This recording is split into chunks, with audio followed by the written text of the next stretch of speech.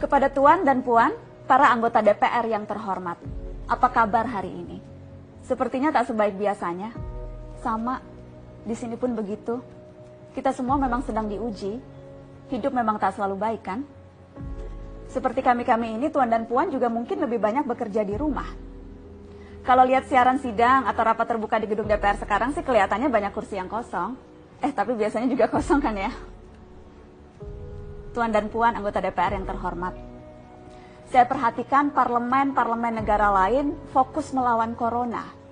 Tapi rasa-rasanya isu-isu yang keluar dari Senayan belakangan kok kebanyakan tidak terkait corona ya?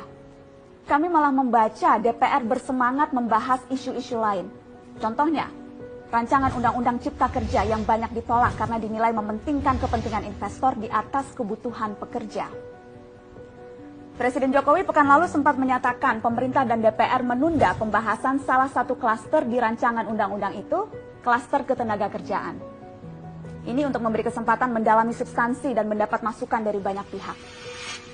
Berpegang pada alasan itu, maka sudah seharusnya klaster lain dalam RUU Cipta Kerja pun perlu ditinjau ulang. Karena yang lain juga bukan tanpa masalah, terutama dari perspektif lingkungan dan keadilan gender. Tidak cukup hanya menunda pembahasan satu klaster saja. Ada juga RUU lain yang masih nekat mau dibahas.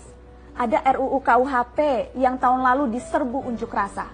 Lalu RUU pemasyarakatan. Ada koruptor yang sudah ngebet pengen bebas kah? Apa kabar Pak Yasona? Terus terang saja, membahas undang-undang yang menyangkut hajat hidup orang banyak di masa seperti sekarang ini terlalu mengundang curiga. Gara-gara pandemi yang pada jatuh cinta saja berani menunda nikah loh. Ini kok DPR buru-buru banget kayak lagi kejar setoran? Tidak ada undang-undang yang tidak penting, semua penting. Justru karena undang-undang itu penting, aneh jika pembahasannya diseriusi di waktu seperti sekarang, saat dimana perhatian dan konsentrasi kita sedang terkuras bertahan hidup di tengah wabah.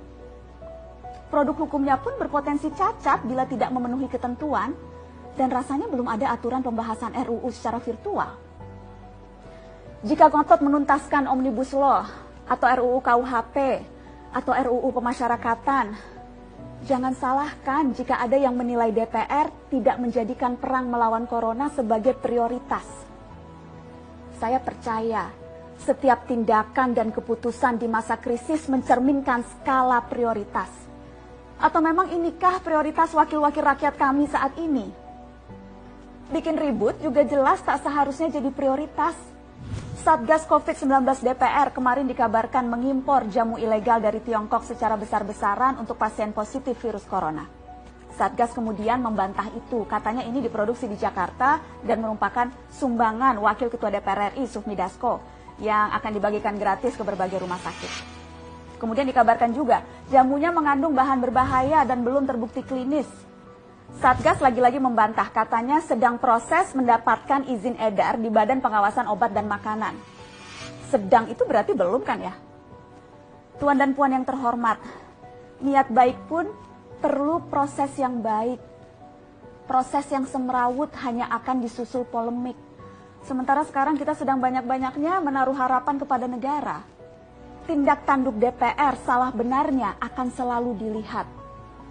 Makanya sempat ramai juga warganet mengkritik Satgas COVID-19 DPR RI yang berfoto mengenakan APD saat hendak berkunjung ke rumah sakit darurat Wisma Atlet menyerahkan sumbangan DPR. Ini dinilai melukai hati masyarakat. Tenaga medis kita saja bertaruh nyawa benar karena kekurangan APD. Tidak ada yang meragukan jumlah sumbangan DPR. Kami yakin pasti banyak, namanya juga DPR, beli ribuan rapid test saja mampu, ngeborong jamu apalagi. Tapi ini soal rasa dan empati. Kecuali ya, kalau yang dipakai anggota DPR itu APD yang lain, alat pelindung dewan. Salam hormat dari kami yang kalian wakili.